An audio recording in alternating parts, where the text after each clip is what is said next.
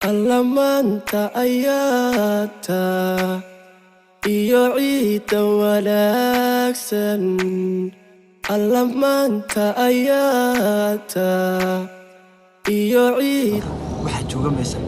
Sayyid Ali Aamin oo Ali ahla gudoomiyaha guud ee balwa Soomaaliya gudoomiye ku soo dhawow ku lanahay bismillaahir rahmaanir rahiim aad iyo aad baan u salaamay dhamaan taageerayaasha ama ku xiran tanka balwa Soomaaliya films umada Soomaaliyeed meel kasta joogan waxaan ku salaameynaa laba salaamood oo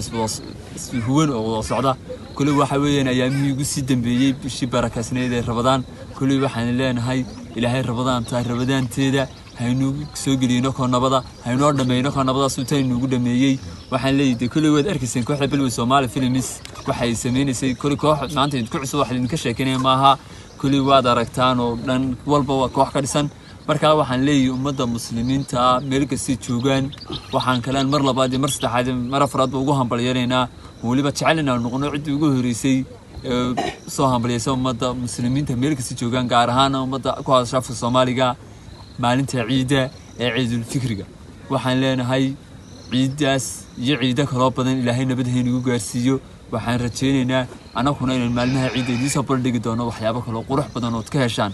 oo aad iyo aad qurxiya kulli wada aragtaan oo mar hadeen maca salaameynay shimaaliyow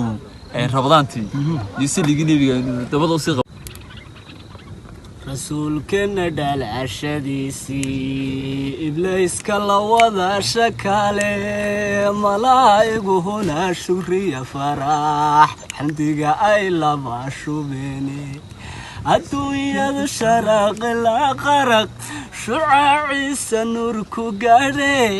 markuu shilku dhacay asnaamtii galadu wada shaamarertay rasuulkii sharafta mudano dunida shaaca looga dhigayo rasuulkii sharafta mudano dunida shaaca looga dhigayo